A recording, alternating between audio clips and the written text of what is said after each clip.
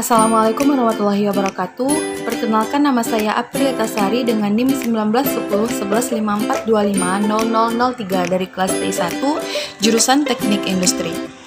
Baiklah, pada video kali ini saya akan mempresentasikan hasil tugas saya, di mana tugas ini untuk memenuhi tugas dari analisis biaya. Di sini ada beberapa poin yang akan kita bahas. Langsung saja kita masuk kepada slide berikutnya.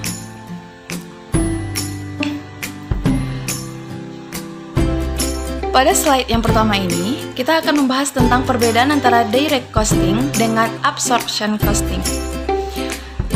Jika kita menggunakan metode direct costing, maka biaya tetapnya hanya pada periode berjalan saja. Sedangkan jika menggunakan metode absorption costing, maka biaya tetap yang sebelumnya telah mengalami proses pada periode sebelumnya akan diakumulasikan kembali pada periode berjalan, karena pada metode ini beranggapan persediaan awal pada periode berjalan telah mengalami proses produksi pada periode sebelumnya, dan itu harus diperhitungkan pada periode berjalan. Selanjutnya, kita masuk kepada kegunaan direct costing. Apa sih metode direct costing? Metode direct costing menitik beratkan pada informasi mengenai contribution margin yang merupakan kelebihan hasil penjualan terhadap biaya variabel. Bila contribution margin dihitung dalam bentuk angka, disebut contribution margin ratio atau margin income ratio. Manfaat angka contribution margin dan contribution ratio adalah sebagai berikut.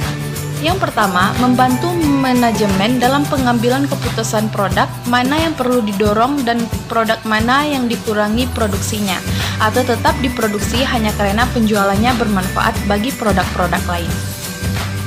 Yang kedua, membantu manajemen dalam mengambil keputusan apabila produk lain harus dihentikan produksinya. Yang ketiga, memberikan informasi secepat mungkin mengenai laba kontribusi melalui contribution approach. Yang keempat, menilai berbagai macam alternatif yang timbul dalam hubungannya dengan penurunan harga jual, potongan khusus, kampanye advertensi khusus, dan penggunaan premi untuk meningkatkan volume penjualan. Dan yang terakhir, yaitu apabila telah ditentukan laba yang dikehendaki, maka dapat tidaknya laba tersebut dicapai dapat segera dinilai dengan menghitung jumlah kuantitas produk yang harus dijual untuk menghasilkan laba tersebut. Kita masuk kepada contoh perhitungan mencapai profit tertentu. Misalnya, ada seorang akuntan manajemen perusahaan ABC bertanggung jawab dalam operasional produksi dan persediaan stok barang, ingin mengetahui jumlah sales yang diperlukan untuk menutup biaya operasional sebesar 50 juta dan ingin mendapat keuntungan sebesar 20 juta dalam hitungan rupiah. Penyebaran biaya yang dikeluarkan untuk operasinya adalah sebagai berikut. Total biaya 50 juta, biaya variabel per unit 30 juta, harga jual per unit 50 juta, dan keuntungan yang diinginkan 20 juta. Maka, carilah nilai break-even point terlebih dahulu pada contoh soal ini. Saat nilai break-even point sudah diketahui, maka selanjutnya dapat mengetahui juga berikut cara menghitung BIP di persoalan ini.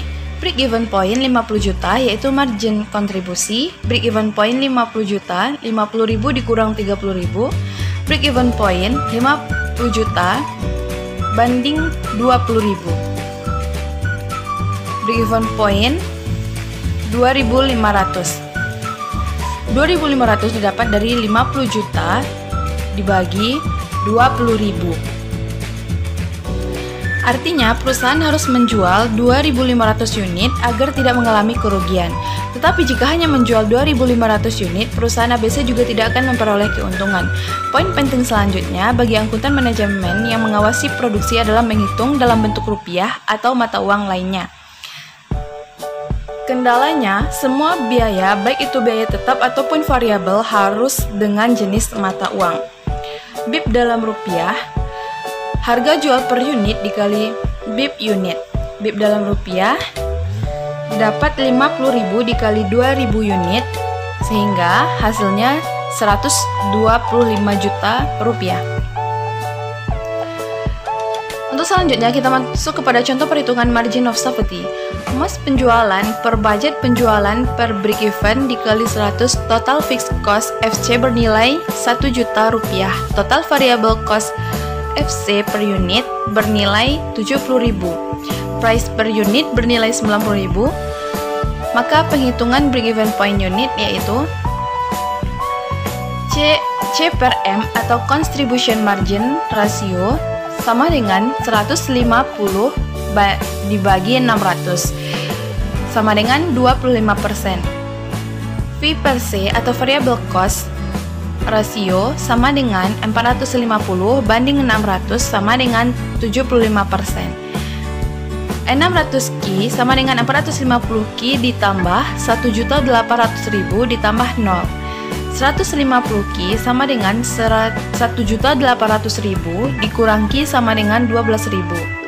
Sehingga BIP yaitu 12.000 dikali 600 rupiah sama dengan 7.200.000 rupiah. Penjualan meningkat sebesar 500.000.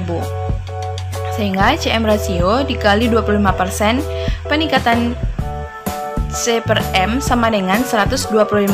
Karena biaya tetap, maka laba bersih meningkat sebesar 125.000. Selanjutnya, kita masuk kepada cara memperbaiki hambatan antara bottleneck pada sistem produksi. Bottleneck merupakan fenomena di mana kinerja atau kapasitas seluruh sistem dibatasi oleh satu atau beberapa komponen atau sumber daya yang bermasalah. Bagian atas botol yang sangat sempit disebut leher, sehingga menghalangi aliran dari bagian besar botol melalui bagian leher yang sempit. Ini adalah peristiwa terhambatnya proses produksi. Cara memperbaiki hambatan antara bottleneck pada sistem produksi adalah sebagai berikut. Yang pertama, sebaiknya membuat size set sampel minimal 15-10 hari sebelum input. Yang kedua, mengatur pertemuan praproduksi tepat waktu. Yang ketiga, mempersiapkan lembar layout sebelum input ke dalam line produksi. Yang keempat, memeriksa material dan aksesoris sebelum input. Yang kelima, mengirim lembar layout ke bagian mekanik atau maintenance minimal 2-3 hari sebelumnya untuk persiapan atau preparation yang lebih baik. Yang keenam, memeriksa pola sebelum supply di input ke line produksi. Yang ketujuh, mengurangi pekerjaan berlebihan dari pekerja atau membagi proses kerja dengan baik. Yang kedelapan, memilih operator yang tepat supaya menghasilkan pekerja yang baik. Dan selanjutnya, menjaga supply supaya selalu tersedia tepat waktu. Oke, itulah hasil presentasi dari tugas saya. Sekian, terima kasih. Assalamualaikum warahmatullahi wabarakatuh.